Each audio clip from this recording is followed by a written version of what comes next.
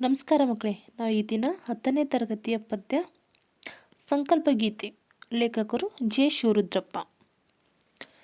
ಈ ಒಂದು ಭಾವಗೀತೆಯ ಸಾರಾಂಶವನ್ನು ತಿಳಿದುಕೊಳ್ಳೋಣ. ಈ ಒಂದು ಪದ್ಯದಲ್ಲಿ ಬರುವ ಹೊಸ ಪದಗಳು: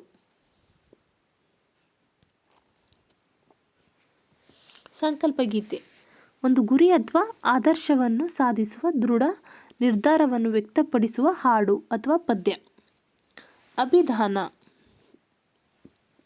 ಅಂದರೆ ಹೆಸರು. ಕವಿಯುವ, ಆವರಿಸುವುದು, ತುಂಬಿಕೊಳ್ಳುವುದು ಅಂತ ಅರ್ಥ. ಹಣತೆ ಬೆಳಕು, ಪ್ರಕಾಶ. ಬರಡು ಒಣಗಿರುವ, ಫಲವಿಲ್ಲದ, ಪೊಳ್ಳು, ಹಾಳು ಬಿದ್ದಿರುವ. ಕಾಡು ಮೇಡು ಅರಣ್ಯ ಮತ್ತು ಪರ್ವತ ಪ್ರದೇಶಗಳು. ವಸಂತ ಸಮೃದ್ಧಿ, ಹೂ ಅರಳುವುದು, ಹವಾಮಾನ ಸುಖಕರವಾಗಿರುವುದು. ದೀಪ ಹಣತೆ ಅಂದರೆ ದೀಪ, ಬೆಳಕು, ಪ್ರಕಾಶ. ಪಥ ದಾರಿ, ಮಾರ್ಗ.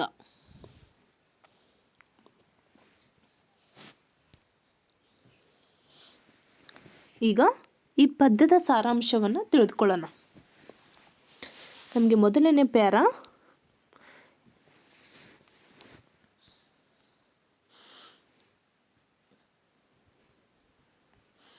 ಈ ಪ್ಯಾರ ಮಕ್ಕಳೇ,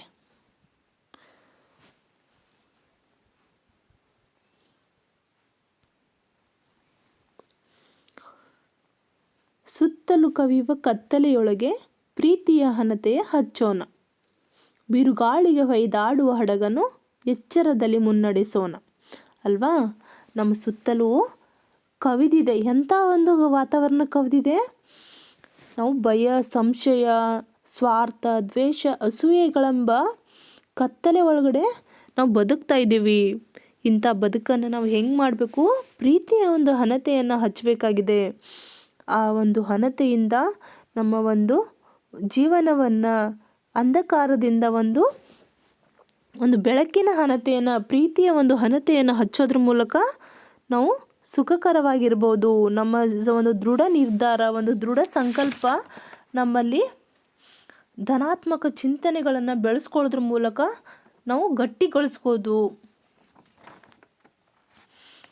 ಹಾಗೆ ಅಜ್ಞಾನ, ಮೂಢನಂಬಿಕೆ, ಬಿರುಗಾಳಿಗಳಿಗೆ ನಾವು ಹೊಯ್ದಾಡುವಂಥ ಜೀವನವೆಂಬ ಹಡಗನ್ನು ಎಚ್ಚರದಲ್ಲಿ ಮುನ್ನಡೆಸಬೇಕು.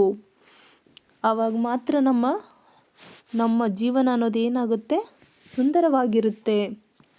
ನಾವು ಮೂಢನಂಬಿಕೆಗಳಿಂದ ದೂರ ಆಗಬೇಕು.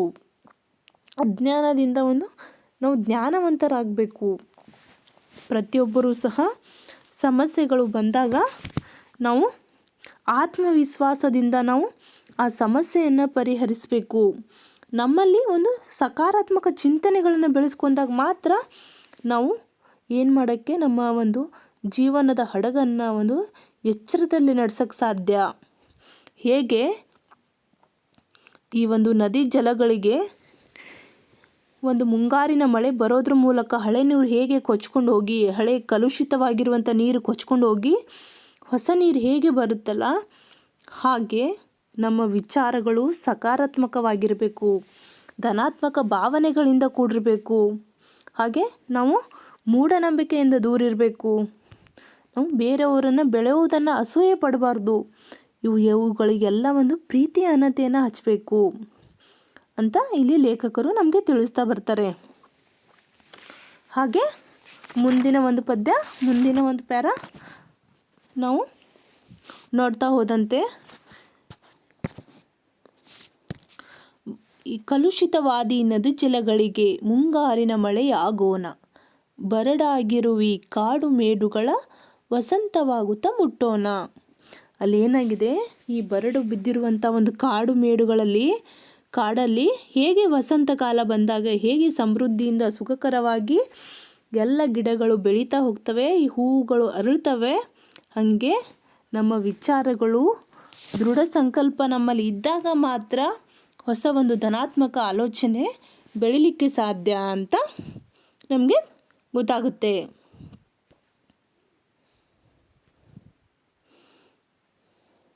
ಇಲ್ಲಿ ನಾವು ಈ ಒಂದು ಕತೆ, ಈ ಒಂದು ಪ್ಯಾರದಲ್ಲಿ ಬಸವಣ್ಣವರ ಒಂದು ವಚನವನ್ನು ಆಯ್ದುಕೊಂಡಿದ್ದೀನಿ.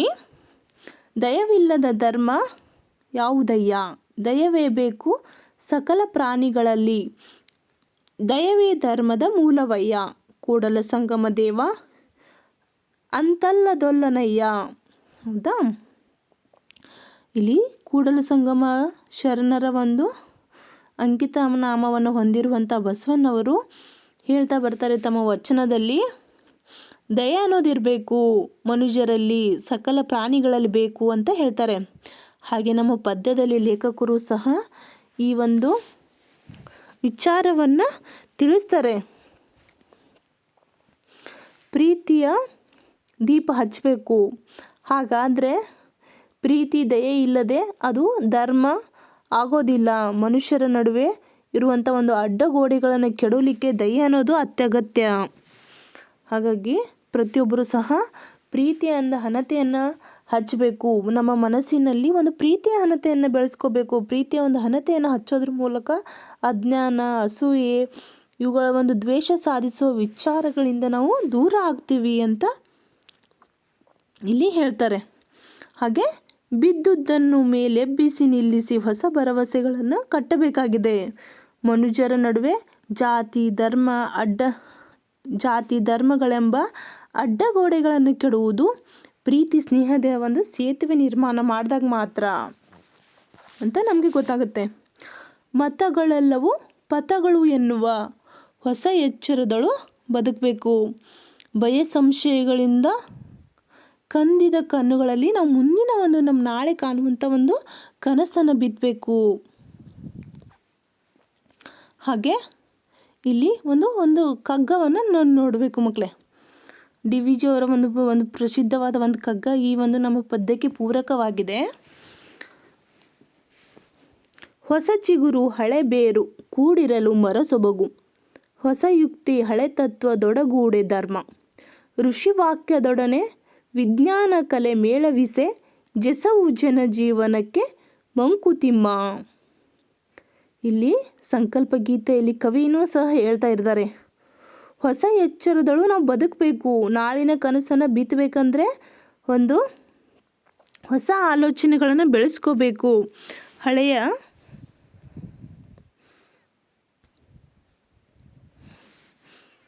ಹಳೆಯ ಬೇರಿನ ಒಂದು ಬಲದೊಂದಿಗೆ, ಹಳೆಯ ಒಂದು ಅನುಭವಗಳೊಂದಿಗೆ ಹೊಸ ಚಿಗುರು, ಹೊಸ ಆಲೋಚನೆಗಳನ್ನು ಸೇರಿದಾಗ ಮಾತ್ರ ನಮ್ಮ ಬದುಕು ಅನ್ನೋದು ಏನಾಗುತ್ತೆ, ಸುಂದರ ಆಗುತ್ತೆ. ನಮ್ಮ ಬದುಕು ಸುಂದರ ಆಗೋಕ್ಕೆ ಸಾಧ್ಯ. ಹಾಗೆಯೇ ಮತಗಳೆಲ್ಲವೂ ಪಥಗಳು ಅಂದರೆ ಎಲ್ಲ ಧರ್ಮಗಳು, ಎಲ್ಲ ಮತಗಳು ಒಂದೇ, ನಮ್ಮದೆಲ್ಲ ಒಂದೇ ದಾರಿ, ನಮ್ಮದು ಎಲ್ಲ ಒಂದೇ ಮತ, ನಾವು ಸಮಾನತೆಯನ್ನು ಸಾರುತ್ತೆ. ಹಾಗೆ ಪ್ರೀತಿ ಅನ್ನುವಂಥ ಒಂದು ಹಣತೆ ಹಚ್ಚೋದ್ರ ಮೂಲಕ ನಮ್ಮ ಜೀವನ ಅನ್ನೋದು ಹೇಗಾಗುತ್ತೆ, ಈ ಎಲ್ಲ ಒಂದು ಮೌಢ್ಯಗಳಿಂದ ದೂರ ಆಗಿ ಒಂದು ಸುಂದರ ಒಂದು ಬದುಕನ್ನು ಸಾಗಿಸ್ಲಿಕ್ಕೆ ಸಾಧ್ಯ ಆಗುತ್ತೆ. ಹಾಗೆ ಇಲ್ಲಿ ಹೇಳ್ತಾ ಬರ್ತಾರೆ ಸರ್ವಜ್ಞವರ ವಚನವೂ ಸಹ ಈ ಒಂದು ನಮ್ಮ ಪದ್ಯಕ್ಕೆ ಪೂರಕವಾಗಿದೆ. ಜಾತಿಹೀನನ ಮನೆಯ ಜ್ಯೋತಿ ತಾಹೀನವೇ, ಜಾತಿ ವಿಜಾತಿಯನ ಬೇಡ ದೇವನೊಲಿದಾತ ಜಾತ ಸರ್ವಜ್ಞ. ಕೀಳು ಜಾತಿಯವರ ಮನೆಯಲ್ಲಿ ಹಚ್ಚಿದಂಥ ದೀಪ ಹೇಗೆ ಒಂದೇ ಬೆಳಕನ್ನು ನೀಡುತ್ತದೆಯೋ ಅದು ಕೀಳಾಗುವುದಿಲ್ಲ. ಹಾಗೆ ಮನುಷ್ಯರಲ್ಲಿ ಭೇದ ಭಾವ ಬರಬಾರದು, ಅದು ಮನುಷ್ಯರ ನಡುವಿನ ಒಂದು ಅಡ್ಡಗೋಡೆಗಳನ್ನು ಕೆಡವಲಿಕ್ಕೆ ಸೇತುವೆ ಆಗೋಣ ಅನ್ನುವಂಥದ್ದು ಇಲ್ಲಿ ಹೇಳ್ತಾ ಇದ್ದಾರೆ. ಹಾಗೆ ಇಲ್ಲಿ ಒಟ್ಟಾರೆ ನಾವು ಪ್ರತಿಯೊಬ್ಬರೂ ಸಹ ಧನಾತ್ಮಕ ಚಿಂತನೆಗಳನ್ನು ಬೆಳೆಸೋದ್ರ ಮೂಲಕ ಪ್ರತಿಯೊಬ್ಬರೂ ಸಹ ನಾವೆಲ್ಲರೂ ಒಂದೇ ಒಂದು ಧರ್ಮ, ನಾವೆಲ್ಲರೂ ಒಂದೇ ಧರ್ಮ, ಮನುಷ್ಯ ಧರ್ಮದವರು, ನಾವೆಲ್ಲರೂ ನಮ್ಮಲ್ಲಿ ಸಕಾರಾತ್ಮಕ ಭಾವನೆಗಳನ್ನು, ಧನಾತ್ಮಕ ಚಿಂತನೆಗಳನ್ನು ಬೆಳೆಸ್ತಾ ಸಮಸ್ಯೆಗಳು ಬಂದಾಗ ನಾವು ಆತ್ಮವಿಶ್ವಾಸದಿಂದ, ದೃಢ ಸಂಕಲ್ಪದಿಂದ ಇದ್ದಾಗ ಮಾತ್ರ ನಾವು ಯಶಸ್ಸನ್ನು ಗಳಿಸ್ಲಿಕ್ಕೆ ಸಾಧ್ಯ. ಇಂಥ ಒಂದು ಯಶಸ್ಸನ್ನು ಗಳಿಸ್ಬೇಕಾದ್ರೆ ನಮ್ಮಲ್ಲಿ ದೃಢ ನಿರ್ಧಾರ ಅನ್ನೋದು ಇರಬೇಕು. ನಾವೆಲ್ಲರೂ ಸಹ ಸಕಾರಾತ್ಮಕ ಭಾವನೆಯನ್ನು ಬೆಳೆಸೋಬೇಕು ಅಂತ ಈ ಒಂದು ಪದ್ಯದಿಂದ ನಾವು ತಿಳಿದುಕೊಳ್ಳುತ್ತೇವೆ. ಧನ್ಯವಾದಗಳು ಮಕ್ಕಳೇ.